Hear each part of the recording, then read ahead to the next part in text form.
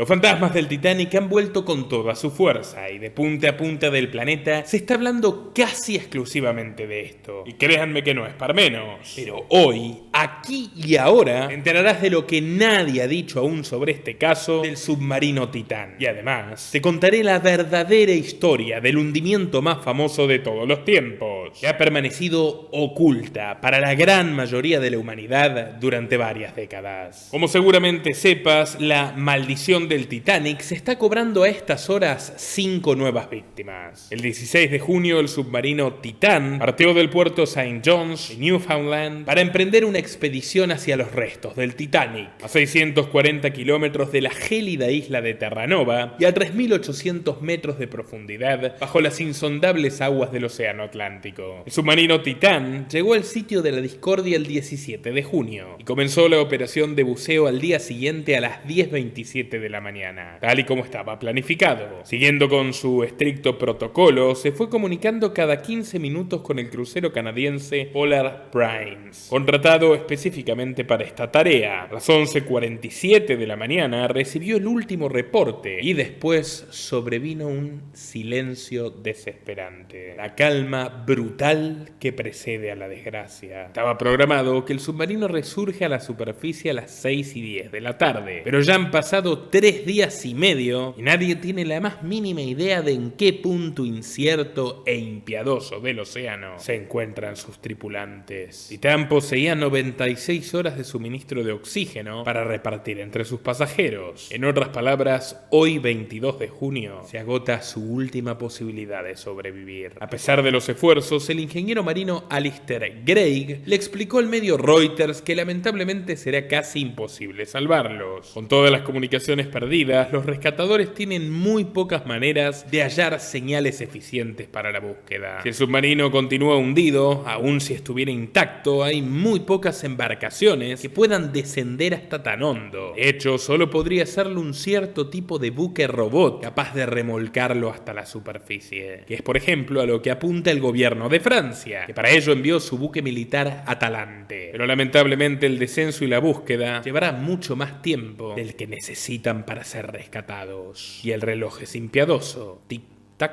tic-tac. Si hay una fuga en el casco del Titán, las chances serán todavía peores. Incluso si por algún mecanismo de emergencia ya ha llegado a la superficie, será físicamente imposible localizarlo en medio de las intensas olas a la deriva del mar. Solo un milagro podría impedir que la desgracia sea consumada. Mientras los equipos de rescatistas especializados intentan detectar algún sonido que emita el submarino, los medios de comunicación tradicionales están relatando la noticia como otro nuevo accidente totalmente casual y causado por una serie de descuidos de la empresa en cuestión y de todo su personal. Pero como de costumbre, todavía no se ha mencionado que detrás de esta fatalidad puede haber un trasfondo político y económico mucho más importante. Elementos significativos que realmente ponen en duda la etiqueta de accidente. Y basta indagar las biografías de los tripulantes para concluir en ello. En esa cárcel subacuática hay miembros prominentes de la élite, con rencillas y peleas muy peligrosas con otros que son todavía más poderosos que ellos. La expedición fue realizada por Ocean Gate Inc., una firma estadounidense fundada por Stockton Rush, el piloto que efectivamente comandaba el submarino Titán cuando este se perdió. Descendiente de Richard Stockton y Benjamin Rush, dos de los firmantes de la Carta de Independencia de Estados Unidos, Stockton es un ingeniero especializado en pruebas de avión de combate F-15. En los años 80, de hecho, participó en un programa dedicado al desarrollo de misiles antisatélites, pero su anhelo de toda la vida era ser astronauta. Quería ser como el capitán Kirk de la serie Star Trek. No obstante, su vista no era suficientemente buena, y por esa razón la NASA rechazó su postulación y el hombre tuvo que renunciar a su sueño, aunque no tardaría en entusiasmarse de nuevo con el fondo del mar, un lugar tan misterioso y atrapante como el espacio exterior. Con ayuda de financistas privados, en 2009 fundó Ocean Gate Inc. El principal de ellos fue otro soñador obsesionado con los viajes al espacio, Elon Musk, quien busca crear transportes turísticos para llevar gente a Marte o a la Luna, y al que Rush logró entusiasmar lo suficiente con esta iniciativa bastante más modesta, la de convertir la exploración submarina en un medio más accesible para personas comunes. En los últimos 35 años no ha habido lesiones graves a bordo de un submarino, y más de 15 millones de personas han pasado bajo el agua. Esta era la premisa central de un discurso que pronunció en 2017 en el Club de los Exploradores. Y a diferencia de su socio Elon, que invirtió billones de dólares robados a los contribuyentes americanos por su empresa SpaceX y que fracasó estrepitosamente en casi todos sus proyectos, Stockton Rush sí consiguió lo que quería. Y a base de perseverancia, en 2021, la primera planta industrial de Ocean Gate fabricó estos submarinos casi tan grandes como un baño para transportar a clientes privados que buscan realizar investigaciones, filmar documentales, realizar pruebas de hardware y software o, como hoy, conocer las ruinas del auténtico Titanic. Lo curioso es que el 14 de junio, 4 días antes de la desaparición, la compañía había anunciado por Twitter que estaba utilizando la empresa satelital Starlink de Elon Musk para mantenerse comunicados durante el descenso. Starlink ha demostrado numerosos fallos en su servicio tanto para el ejército ucraniano como para su principal cliente, que es el Pentágono, el Departamento de Defensa de Estados Unidos, que utiliza más de 2.500 de sus satélites a lo largo del globo terráqueo. En marzo del 2021, la Fuerza Aérea anunció que los aviones de combate F-35, capaces de transportar armas nucleares, habían realizado su transmisión de datos a velocidades récord gracias a Starlink. El ejército ucraniano ha utilizado para guiar drones, proyectiles de artillería y misiles contra las posiciones rusas. En los últimos 3 años, parece que habían superado sus fallas técnicas, y de ser así, cabría preguntarse por qué tuvo tanta mala suerte este submarino para que vuelvan a aparecer con él. Wall Street Journal mencionó elípticamente algunos rumores de que Elon Musk estaba muy enojado con Stockton Rush por reducirlo a un lugar marginal en la compañía, el del proveedor de señal, y constituirse así como un rival firme, ya no un socio, sino un competidor sagaz capaz de poner en peligro muchos de sus proyectos monopólicos.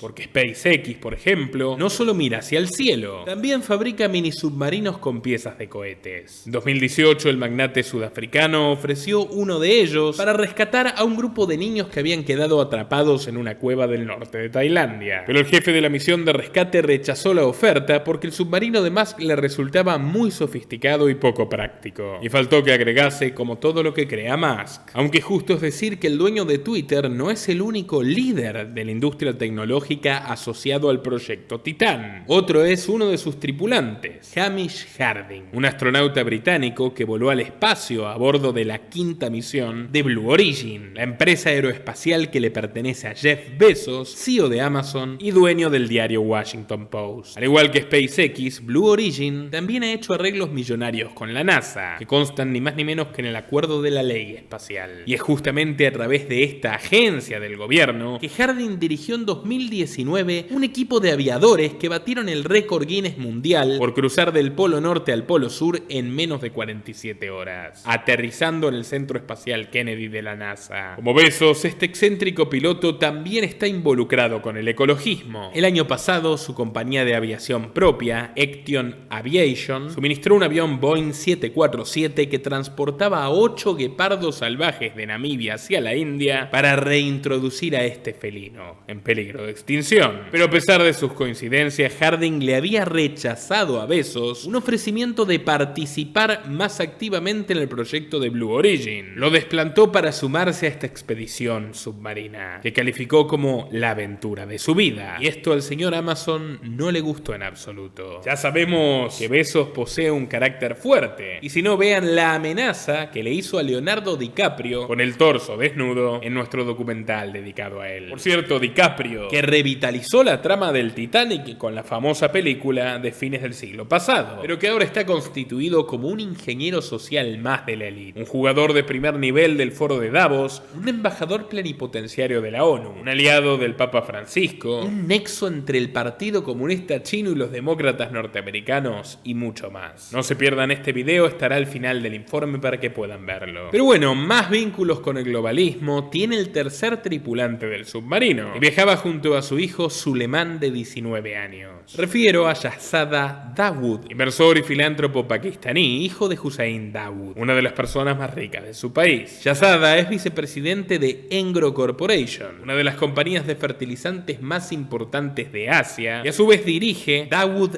Hercules Corporation, una sociedad de activos que invierte fuertemente en energía solar y en vehículos eléctricos, siendo así un competidor directo de Elon Musk y su querida Tesla. Nadie puede sorprenderle que Dawood haya participado varias veces del Foro Económico Mundial para impulsar la energía renovable, y en estas galas logró hacerse un amigo íntimo del rey Carlos, o como me gusta llamarlo, el rey Agenda 2030. Tan fuerte es su amistad que el monarca lo hizo miembro de la junta de The Prince Trust, su ONG con medios de financiación bastante espurios. Recordemos que nuestro documental sobre Carlos, que el año pasado llegó a más de 1 millón de espectadores, relatamos cómo el jeque Hamad bin Jaber Al Thani les daba millonarias donaciones. También la familia Bin Laden, sí, los de Al Qaeda y otros tantos personajes corruptos. Pero aquí viene el dato más impactante. Sujétense a la silla. El señor Dawood, antes de zarpar, bromeó con su joven esposa, a la que le dijo: si no volvemos, es culpa de Elon. Literal. Pero resulta que detrás de este chiste de humor existen razones mucho más poderosas que su rivalidad corporativa. Y no me refiero tampoco al larguísimo historial de estruendosos fracasos de Musk, con cohetes que explotan, monos que mueren por los chips cerebrales de Neuralink, o decenas de coches Tesla que se incendian o se arrojan acantilados con sus tripulantes encima. Me refiero concretamente a un bellísimo edificio sobre la calle Eyre Street de Londres, a metros de la plaza de Piccadilly Circus. La propiedad pertenece a The Crown Estate, la corporación que administra los activos del rey Carlos, una suma por encima de las 15.600 millones de libras. Además de ser una de sus joyas arquitectónicas urbanas, este palacete ha sido una de sus propiedades más rentables, porque la mayoría generan más pérdidas que ganancias. En cambio, este edificio fue íntegramente remodelado en 2002, está totalmente exento de impuestos para el rey, y su ubicación céntrica privilegiada es de las más cotizadas de todo Reino Unido. No obstante, en aquel edificio hay un gran problema, y ese problema tiene nombre y apellido. Me refiero a un inquilino moroso, que es ni más ni menos que Elon Musk. Sí, tal como lo oyen. Este inmueble de oficinas es la sede londinense de Twitter, y desde que Musk tomó el control de la compañía, alcanzando por cierto el triste récord Guinness de la mayor pérdida de dinero de toda la historia, su casero, el rey Carlos, no ha vuelto a ver tan solo un solo peñique del alquiler. ¡Págueme la renta! Naturalmente, el impago prolongado durante ya más de un año condujo a un jugoso litigio que casi todos los analistas esperaban que termine con un acuerdo entre las partes, fundamentalmente con Musk pagando, o en el peor de los casos, sufriendo un desalojo humillante. Pero nada de esto ocurrió. Por el contrario, el prestigioso bufete de abogados Simons & Simons, uno de los más antiguos e influyentes de la City de Londres, encontró deficiencias contractuales en torno a los costos de mantenimiento de la propiedad. Tenían, según ellos, suficientes razones para caratularlo como estafa. Y no solo estuvieron cerca de conseguirle una indemnización a Musk, su cliente, sino que su maniobra, que por supuesto custodiaban con gran discreción, podía suponer una auténtica debacle para el imperio inmobiliario de la corona, generando una epidemia de demandas e impagos masivos entre el resto de sus inquilinos, tanto los urbanos como los rurales, que son los más importantes. Recordemos que el rey Carlos es el mayor terrateniente del mundo. Básicamente el problema es que durante décadas se ha utilizado el mismo modelo de contrato, y según Simons & Simons, este no se ha ido actualizando conforme a la legislación. Pero bueno, el caso es que, fiel a su estilo, a fines de abril de este año, Musk ya se estaba preparando para publicar su insólita victoria contra el rey de Inglaterra. Pero cuando menos se lo esperaba, recibió una llamada telefónica de Simons & Simons con la peor de las noticias. Se disculpaban por tener que abandonar su caso de manera inmediata. Habían encontrado conflictos de interés que imposibilitaban seguir representándolo en la corte. Y el conflicto en cuestión también tiene nombre y apellido: Shahzada Dawood, un cliente veterano que decidió hacerle un favor a su buen amigo Windsor y al mismo tiempo desquitar sus rencores empresariales clásicos contra Elon Musk. Dawood le informó a los letrados que cuando él ya era cliente suyo en Inglaterra, había suscrito en 2015 un contrato con The Crown Crown Estate para proveerle paneles solares a todos sus edificios, incluyendo el de la calle Air Street. Si bien la operación quedó congelada por mutuo acuerdo, este detalle fue suficiente para que su jugada surta éxito. Simons & Simons tuvo que retirarse de la querella contra el rey a pedido de su cliente más antiguo, y Musk, que quedó completamente enfurecido y que ahora quiere enjuiciarlos a ellos, no ha podido acceder a los detalles específicos sobre la estrategia legal que planeaban llevar a cabo. Así que el conflicto ha vuelto a foja cero y ahora su acreedor, Carlos III, corre con ventaja clara. A ver, señores, esto no es una prueba concluyente de que Elon boicoteó de manera deliberada el submarino para cargarse a Dawood, pero como verán a continuación, no sería la primera vez que ocurre un crimen de esta naturaleza. Pero antes, completemos el perfil de los tripulantes. Si se quieren todavía más sospechas sobre todo este asunto que rodea al submarino, el último de la lista es Paul Henry Nargeolet, ex comandante de la Armada Francesa, conocido como Mr. Titanic. Ya ha dirigido más de 30 expediciones, supervisando la recuperación de miles de artefactos. Nargeolet es uno de los directores de la empresa RMS Titanic, monopolista de los derechos de salvamento, lo que le ha valido cosechar durante años la envidia y el malestar de muchos otros millonarios excéntricos que aspiraban al mismo privilegio. De hecho, es odiado por los coleccionistas por haber conseguido todo tipo de artículos originales del barco hundido, negándose a venderlos para quedárselos él. Y aunque no lo crean, hay literalmente miles de coleccionistas privados y cientos de museos que luchan por conseguir un clarinete oxidado, una botella de vino vacía, relojes inmóviles, teléfonos antiguos o zapatos rotos. De hecho, en 2018 se realizó una subasta en la cual se recaudó un total de $200 millones. Y según los expertos, RMS Titanic solo soltó un poquito de lo que tenía y se llevó el 80% de las ganancias. No pocos fanáticos de la trama Titanic disfrutan a estas horas de la desgracia de Nargeolet, convencidos de que su familia no tendrá ningún reparo en desprenderse de su tesoro privado. Lo tenebroso y al mismo tiempo llamativo de este evento desafortunado no se limita a que el submarino Titán esté cubierto por un manto de intrigas. Lo increíble es la coincidencia. A estas alturas, la hipótesis más sólida y al mismo tiempo menos conocida es que el propio hundimiento del Titanic en 1912 fue provocado en forma deliberada. Y ni más ni menos que por JP Morgan y John Rockefeller, los banqueros más poderosos de aquella época, que urdieron esta jugada maestra para poder crear la Reserva Federal de los Estados Unidos, la fábrica de dólares, el banco central más poderoso del mundo hasta el día de hoy. Así que te invito a quedarte hasta el último minuto para enterarte de todo.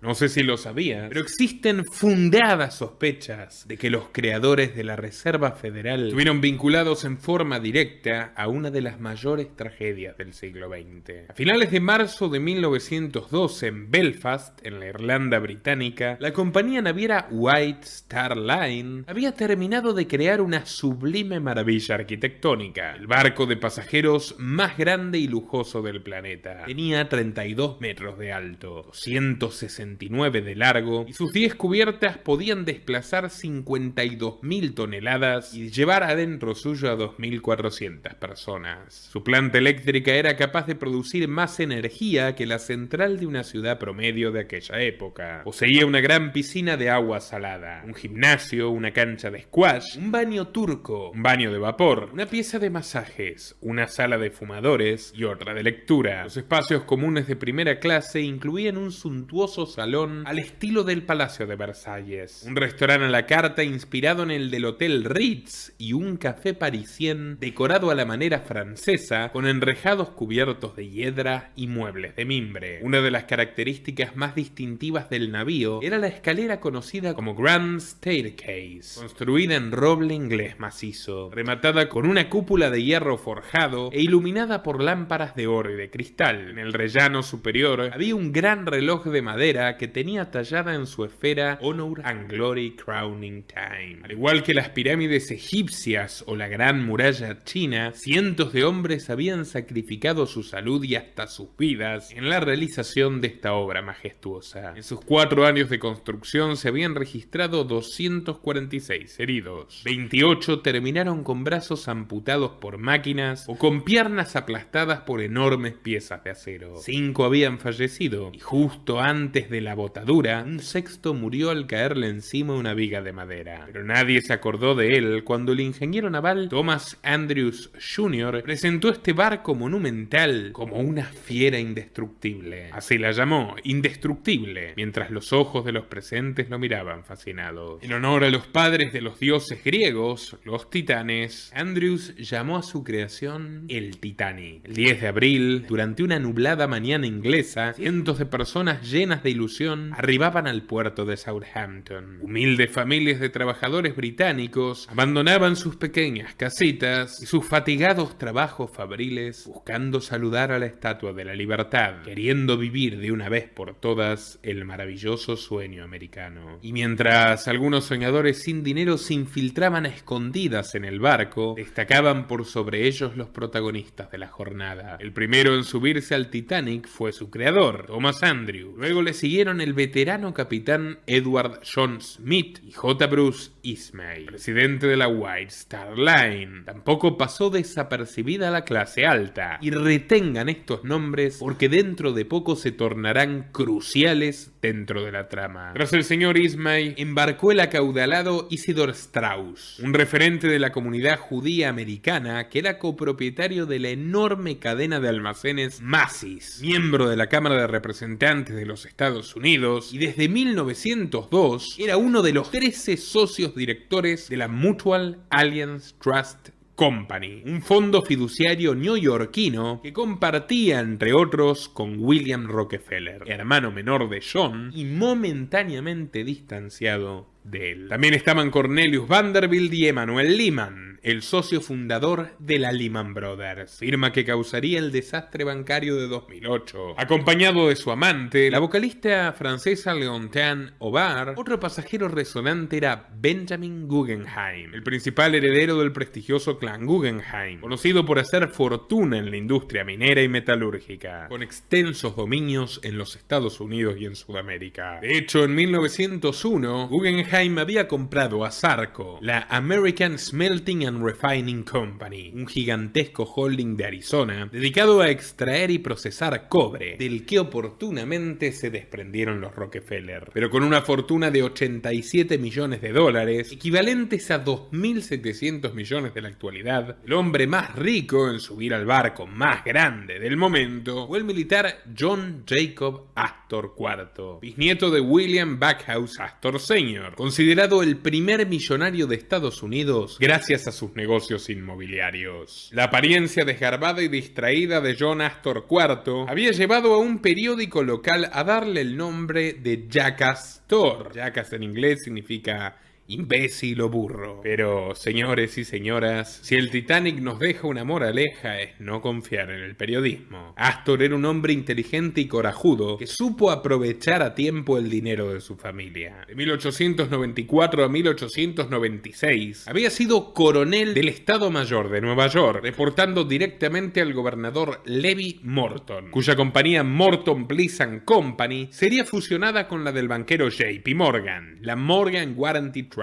Astor recibió la medalla de la campaña española por participar activamente en la guerra con Cuba, habiendo entregado a los soldados yanquis su yate personal, el Noor Mahal, para facilitar la invasión provocada por el rey amarillista de los medios, William Randolph Hearst, quien inspiraría años más tarde la película Citizen Kane. Varias veces les he hablado de Hearst, un canalla de antología que desencadenó esta sangrienta contienda solo para vender más diarios. El mismo hombre que pondría su emporio de tinta y papel al servicio de la causa por la fe. Pero sigamos con el coronel Astor. Nada más colgar las armas, se abocó a erigir el Hotel Astoria, considerado en su día el más lujoso del mundo. Lo construyó justo al lado del Hotel Waldorf, y de hecho con plena intención de deslucirlo, puesto que el vecino Waldorf era propiedad de su primo hermano y archirrival, William Waldorf Astor. Pero a diferencia de William, que era un hotelero meritorio y respetado por sus pares, sus clientes y sus empleados, John había engrandecido sus riquezas por el camino fácil, patentando también inventos ajenos, como un freno de bicicletas, un desintegrador vibratorio y un moderno motor de turbina. Los tres eran reclamados por dos ingenieros italianos del Véneto que se hospedaron en un apartamento turístico propiedad del señor Astor y olvidaron los planos allí. Craso error. Estas creaciones inspiraron al imaginativo coronel a escribir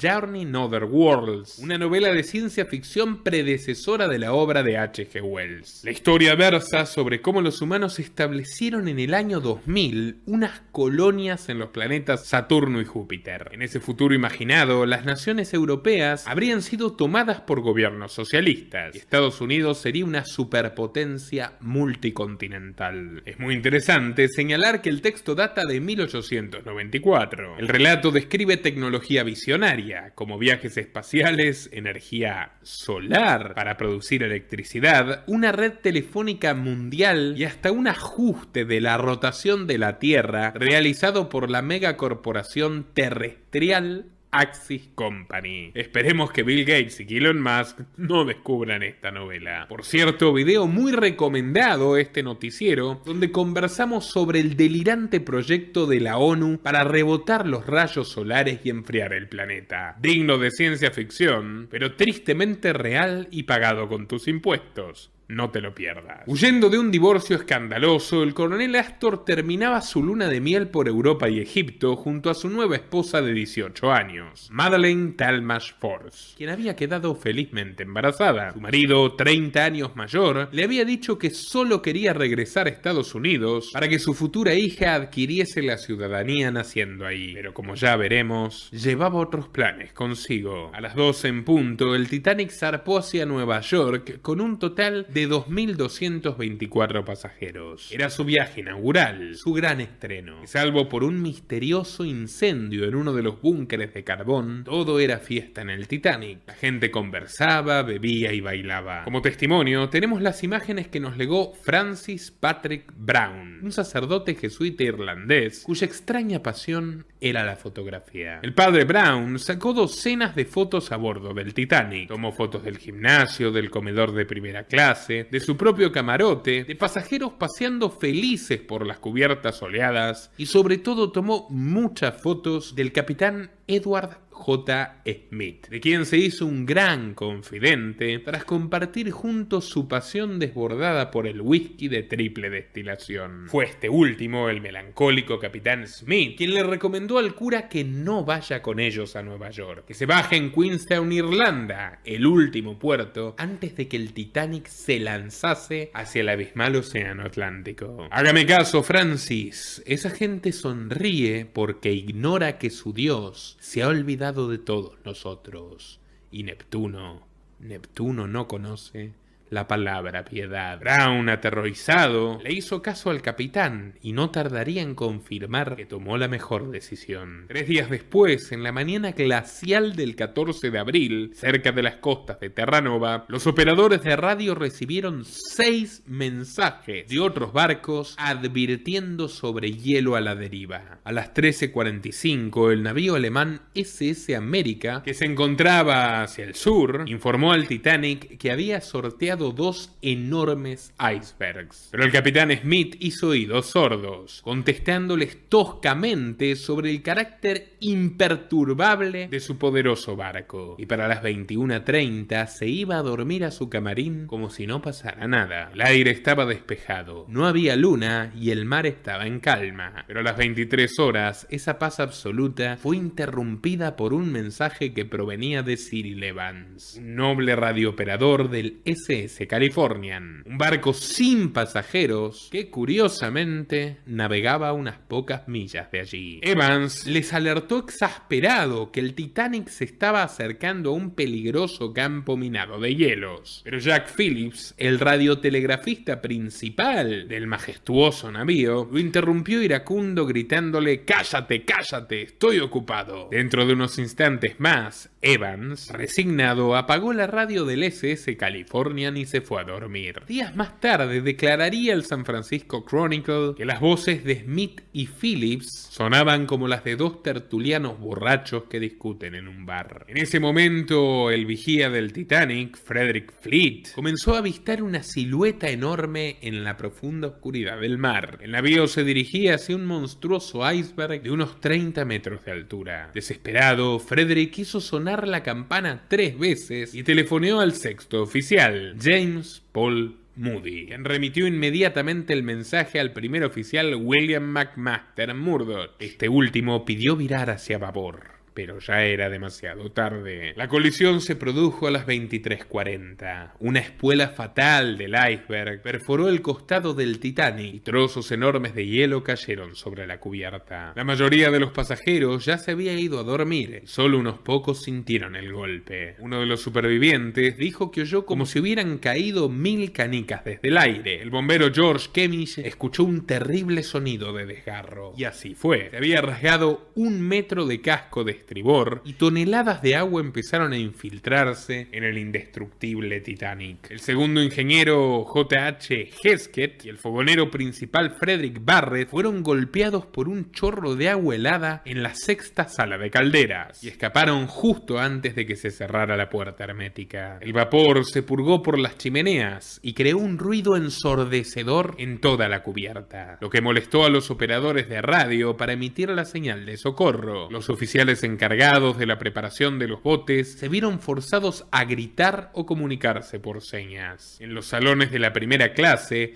solo unos pocos pasajeros se habían dado cuenta de que el buque había detenido sus motores. Los mayordomos pasaron por los camarotes para entregarles un chaleco salvavidas y se les pidió que fueran a la cubierta superior con el pretexto de que solo se trataba de un simulacro. El coronel John Astor estaba tan divertido jugando a los caballos mecánicos con su esposa en el gimnasio que no quiso obedecer las indicaciones. De hecho, solo unos pocos lo hicieron. La mayoría prefirió el calor hogareño del interior del barco al aire gélido de la dura noche. Otros, tomándose en broma el presunto simulacro, se dispusieron a jugar un partido de fútbol americano con los trozos de hielo que encontraron en la proa. El capitán Smith, que ya había despertado de su pesado sueño, ordenó con voz rasposa que se descubrieran los botes salvavidas del barco y llamó a los rescatistas, aunque extrañamente equivocó la posición por unas 13.5 millas náuticas. A las 12:30 de la noche ya habían ingresado 13.500 toneladas de agua. Las cubiertas inferiores, donde estaba la mayoría del personal y los pasajeros de tercera clase, empezaron a sumergirse bajo una masa hídrica a una temperatura de 2 grados centígrados. Entre llantos y alaridos, hombres, mujeres y niños fueron consumidos por la hipotermia y fulminados por paros cardíacos. El segundo oficial Stone del SS Californian vio 5 luminosos cohetes volando en el cielo de esa noche trágica. Eran de color blanco, lo que en el mar se traduce como un llamado de emergencia. Inmediatamente despertó a su respectivo capitán, Stanley Lord. Con mucha displicencia, Lord le pidió que haga unas señales con lámpara Morse y que le avise si contestaban. Stone insistió en que esas luces blancas ya eran suficiente señal de que algo andaba muy mal y que su embarcación debía acercarse para observar mejor qué le estaba pasando al Titanic. El capitán Lord, inexplicablemente enfurecido, le exigió que acate las órdenes y que se largue. Minutos después, el oficial regresó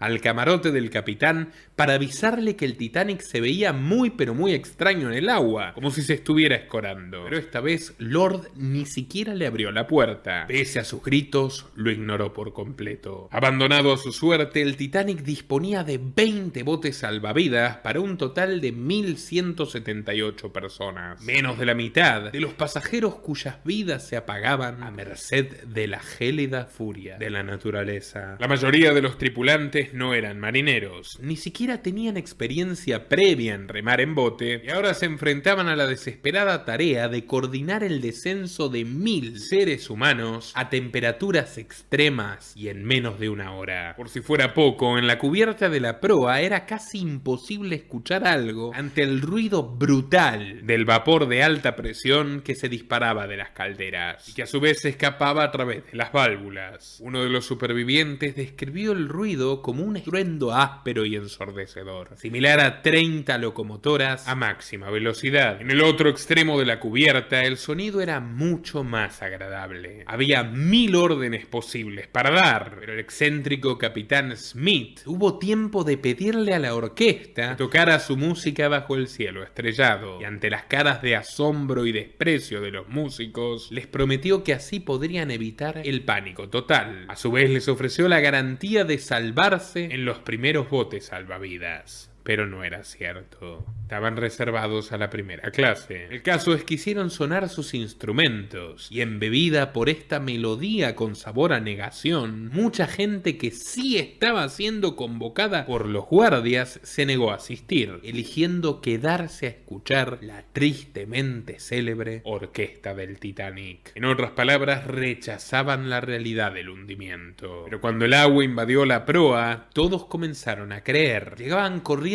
pasajeros de tercera clase que habían visto a sus esposas, a sus novias o a sus hijos ahogarse en esa pesadilla infernal. El oficial Harold Lowe paralizó a todos por un instante disparando 3 tiros al aire cuando vio a unos irlandeses desesperados intentando subir a un bote de primera clase. Para que vean que no todos los millonarios son malvados y egoístas, sepan que la sobreviviente Rose Amelie Icard escribió años después que vio con sus propios ojos a Benjamin Guggenheim, uno de los 3 potentados que les mencioné al principio, rechazando subirse a su bote, entregando su lugar a un anciano y dedicando su última hora de vida a rescatar a mujeres y niños. Cuando percibió que la desgracia ya era inevitable, se puso una rosa en el ojal y le comentó a su mayordomo: nos hemos vestido con lo mejor de nosotros y estamos preparados para partir de esta vida como lo hacen los caballeros. El coronel John Astor, a su vez, ayudó a su esposa Madeleine a salir por la ventana del camarín para que alcance el último bote que bajaba hacia las aguas. La paradoja es que si bien los botes estaban reservados para la primera clase, sus dormitorios estaban en el extremo opuesto. Astor quedó de un lado del vidrio y ella del otro. Esa fue la última vez que se vieron. Un testigo, inmerso en la vorágine por sobrevivir, dijo haber observado a Astor en una de las salas de lectura, con el agua hasta las rodillas, entre libros que flotaban a su alrededor, fumándose un puro con Jacques Futrell, escritor de novelas de misterio. A diferencia de la joven, Madeleine Force, la esposa de Isidor Strauss, se negó a subir sin su esposo al barco exclusivo para mujeres y niños. Le dio a su doncella su abrigo de piel e insistió en que se subiera al bote salvavidas. Ella, en cambio, decidió hundirse junto al hombre de su vida. Los dos fueron vistos por última vez dándose un cálido abrazo. Solitario en la sala de fumadores, el ingeniero Thomas Andrews contemplaba reflexivo cómo su obra, su construcción invulnerable, se eclipsaba en un abismo absoluto. Justo antes de que se cayera la chimenea frente a ellos, los músicos de la orquesta terminaron la última canción, Más cerca de ti, Dios mío. Otro de los supervivientes,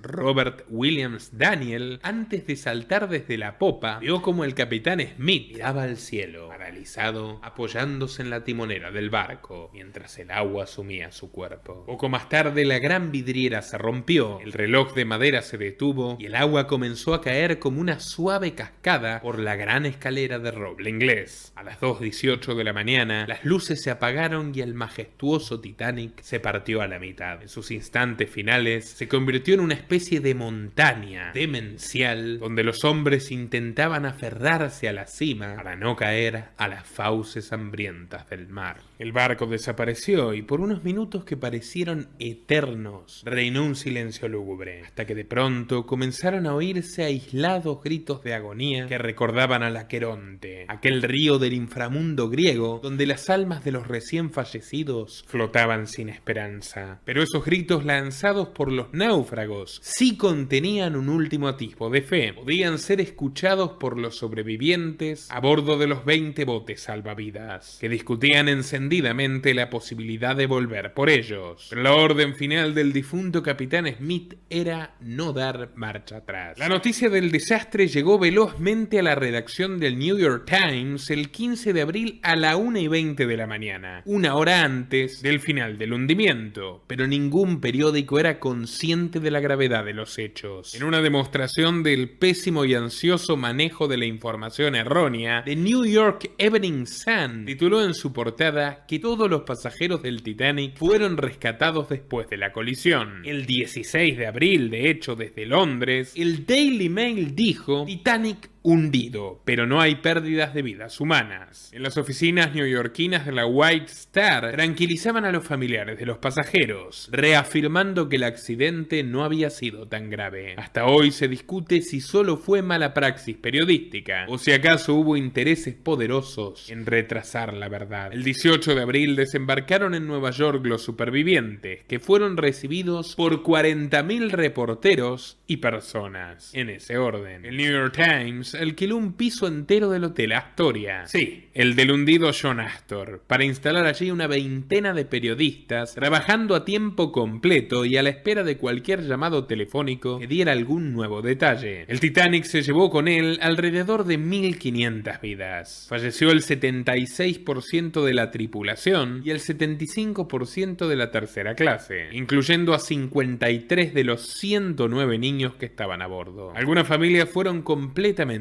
destruidas, como la de John George Sage, que dejó este mundo junto a su esposa y a sus 9 retoños. Inmediatamente el gobierno federal de Estados Unidos creó una comisión destinada a investigar la desgracia. La misma se instaló en el hotel de William Waldorf, el primo, vecino y adversario del fallecido John Astor, quien ni lento ni perezoso aprovechó su funeral para negociar con sus herederos la anexión del Hotel Astoria. Así nacería el mítico Waldorf Astoria, demolido en 1929 para dar paso al rascacielos Empire State y reconstruido 2 años más tarde en Park Avenue. Pero el caso es que la indagación gubernamental acabó a menos de un mes de empezada. Los burócratas, entre los que no había un solo experto de renombre, minimizaron los errores humanos y enfatizaron las causas naturales, centrándose en que no había luna, lo que hacía que la noche fuera más oscura y menos visible, que el invierno fue más suave que de costumbre y que los icebergs se encontraban más al sur que en otros años. El comisionado británico de naufragios, por su parte,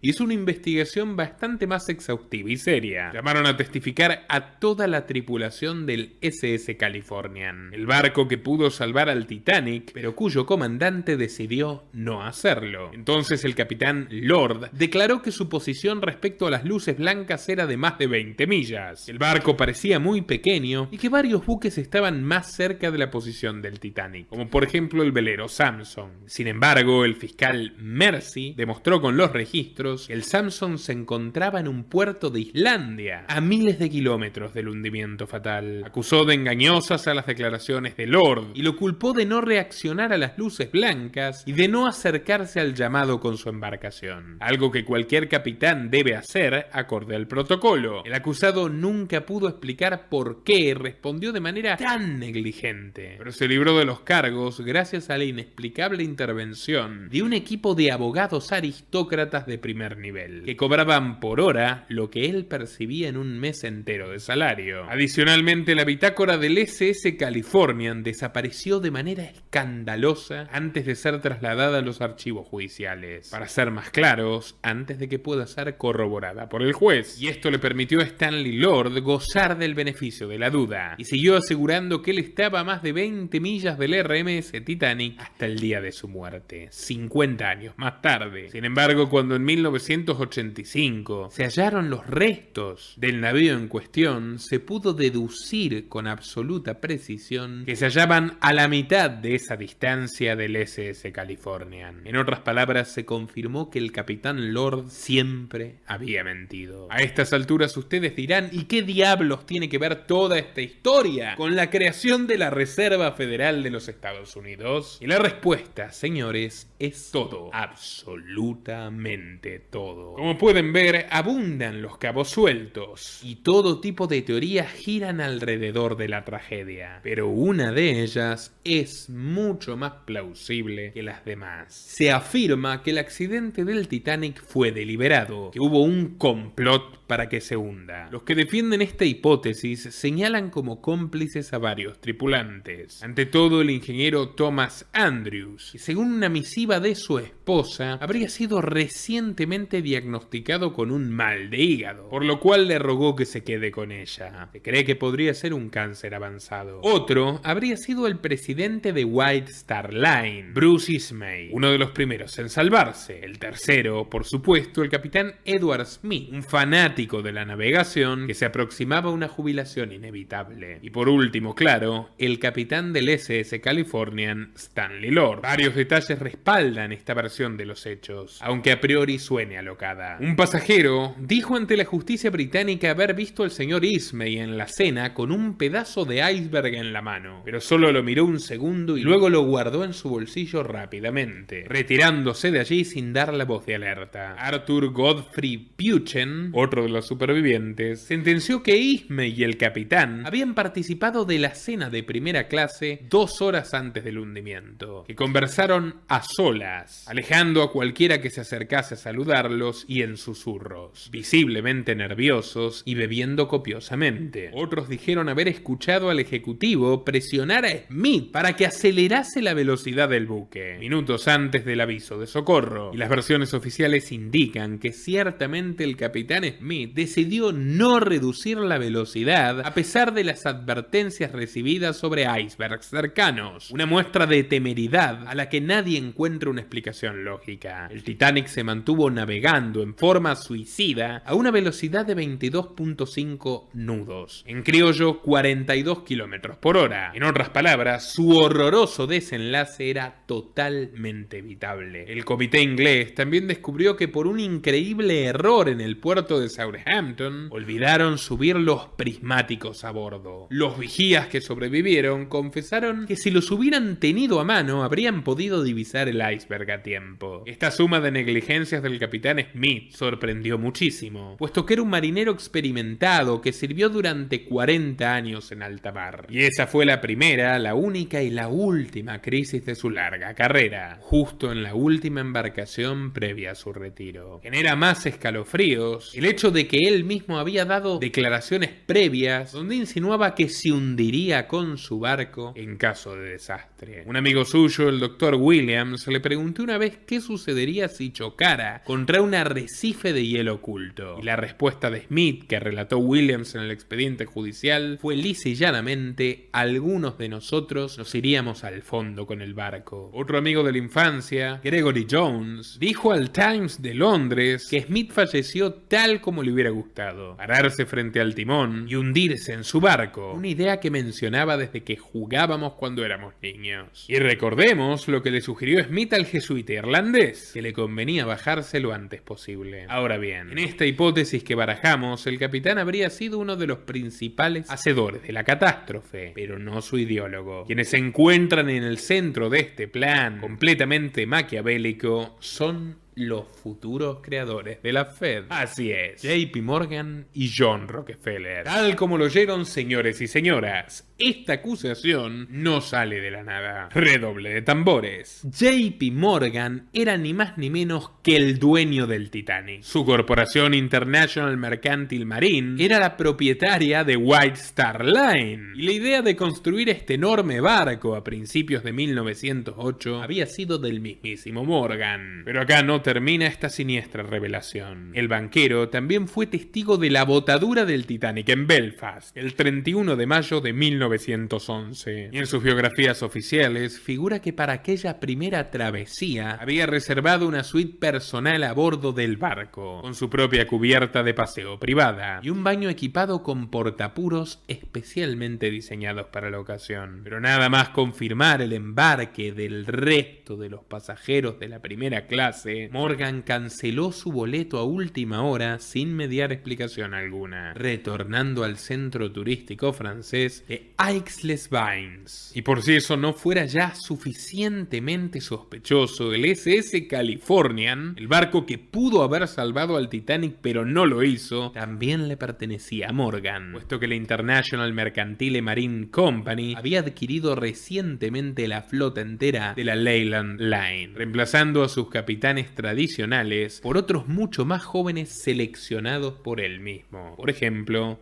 el oscuro Stanley Lord. La pregunta del millón es por qué querría provocar la muerte despiadada y álgida de miles de personas inocentes, generándose también una pérdida de $10 millones de la época, que es lo que costó el Titanic. Pero el secreto reside en que si Morgan arrojó estos 10 millones al mar, lo hizo para ganar cientos de millones. Y no le importaban, ni para bien ni para mal, esas 1500 vidas inocentes, solo 3. La de Isidore Straus, la del coronel John Astor y la de Benjamin Guggenheim. ¿Los recuerdan? Los 3 magnates que les mencioné al principio. Casualmente, este trío de empresarios se oponía con firmeza a la idea de crear una reserva bancaria central. Y aunque no sumaban suficiente poder para contrarrestar los planes de Morgan y Rockefeller, habían resuelto viajar a Nueva York para dar alerta al resto del empresariado y unir fuerzas en una sublevación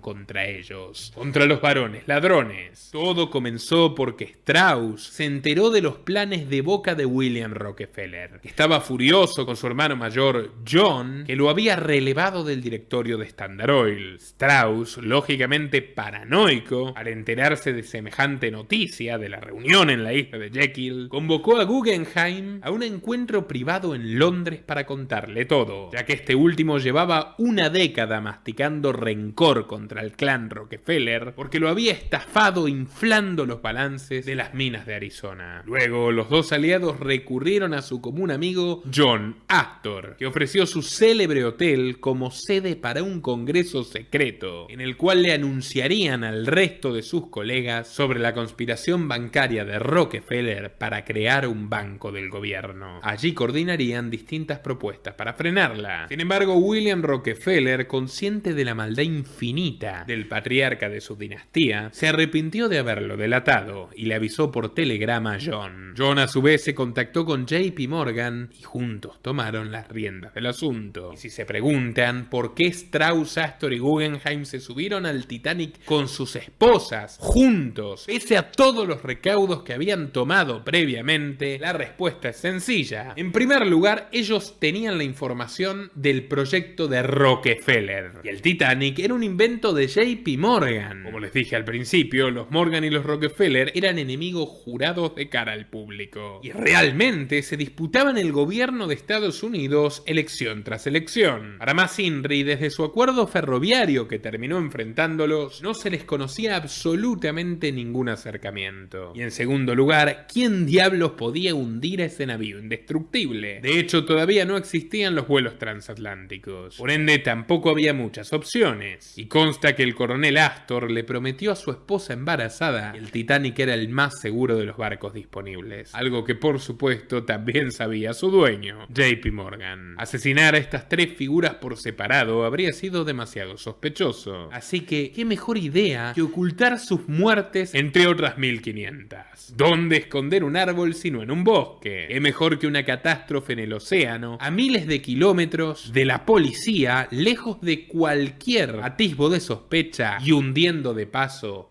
todas las pruebas? Solo bastaba conseguir a un pequeño puñado de cómplices, 2 de ellos cansados de vivir antes de embarcarse y otros 2 sin una pizca de honor que perder. Así que todo lo demás se daría por inercia. Estos son los argumentos que propone esta teoría, que sitúa al Titanic como el homicidio más costoso y eficiente de todos los tiempos. Pero hay otro hecho que no la hace parecer tan desquiciada. ¿Recuerdan que junto a William Rockefeller y Cornelius Vanderbilt, Isidore Straus era uno de los directores de la Mutual Alliance Trust Company? Bueno, 2 años después de su muerte, la empresa fue adquirida por la Chatham Phoenix National Bank, según el New York Times, una pujante financiera creada con la ayuda de JP Morgan y que contaba entre sus clientes más famosos a William Waldorf, Astor, el primo némesis de John Astor. La absorción había sido arduamente debatida en el directorio durante los 4 años anteriores, pero el último socio que se oponía era Strauss, y a esas alturas yacía muerto en el fondo del Atlántico. James Parker fue nombrado presidente de esta institución combinada, y la firma pasó a operar bajo la estricta supervisión del dueño del Titanic, que dicho sea de paso, no fue el único beneficiado por la catástrofe marítima. ¿Se acuerdan del padre Brown, que había fotografiado a los pasajeros y que se había hecho confidente del capitán? Bueno, no era cualquier sacerdote. Había estudiado psiquiatría y era conocido dentro de la Compañía de Jesús por su interés en la hipnosis freudiana y el mentalismo. Según una leyenda urbana bastante difundida, se cree que el padre Brown habría sido enviado por orden de Morgan para terminar de persuadir a Edward Smith de que cometiese su sacrificio final, a cambio de que su familia, sus hijos y sus nietos viviesen rodeados de riqueza. Brown se habría encargado de que el viejo Smith no se arrepienta de su acto suicida. En lugar de desembarcar a Irlanda, como él mismo relató, por la escabrosa sugerencia del capitán, lo habría hecho por voluntad propia. Al fin y al cabo, había cumplido su misión. Esta versión aduce que Sarah Leonor Pennington Smith, la viuda del capitán, tuvo una crisis de remordimiento 20 años después de recibir una abultada suma de dinero, que por supuesto olía muy mal. Dispuesta a contar lo que sabía, se dirigió a un tribunal de Kensington, pero antes de llegar fue convenientemente atropellada por un taxi. Y de hecho así murió Sarah Leonor Pennington Smith, atropellada intempestivamente por un taxi. Esta última historia se intenta sustentar en los numerosos puestos de poder que los laicos jesuitas irían ocupando en la Fed durante las décadas posteriores, siendo ya históricos regentes de la elitista Universidad de Georgetown y por supuesto la orden más rica y controvertida de la Iglesia Católica. De todas formas, quiero destacar que este último apéndice no pasa de la categoría de mera conjetura, en tanto que el rol de Morgan en el hundimiento del Titanic en vistas a la creación de la Fed es una hipótesis mucho más respaldada, no solo porque abundan indicios, sino porque, como verán a continuación, independientemente de si fue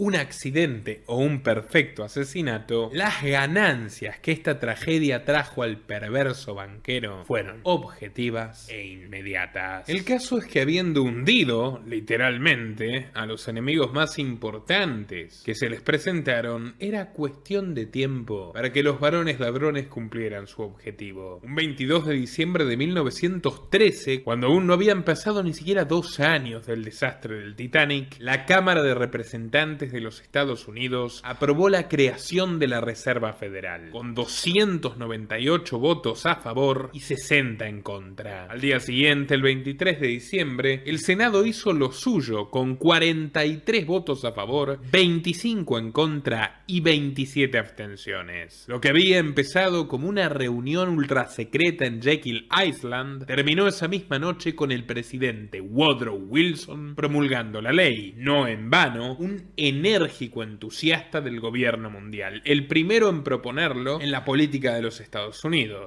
Como les dije, señores y señoras, la historia no se repite pero rima. Los invito a compartir el programa de hoy en todas sus redes y grupos, difundir en Facebook, en Twitter, en Telegram, en WhatsApp, a apoyarnos desde tan solo $2 a través de la opción Unirte de YouTube, 500 pesos con Mercado Pago si están en Argentina, o en patreon.com/Nicolás Moraz, donde hay recompensas exclusivas y contenido creado solo para mecenas, que podrán disfrutar con tan solo $5 mensuales, 2 tazas de café. Y antes de irme, quiero invitarlos a visitar mi último documental sobre el rey Juan Carlos de España. Un personaje verdaderamente siniestro, que más allá de ser alcohólico y sexópata, ha matado con sus propias manos a su hermano, el favorito de su padre, y está sospechoso de haberlo hecho recientemente con su hijo ilegítimo. Mientras se multiplican los escándalos a su alrededor, que incluyen a figuras prominentes del poder global, Putin, Carlos de Inglaterra, Lady Di antes de que muera, los Clinton, etcétera, etcétera, que está pactando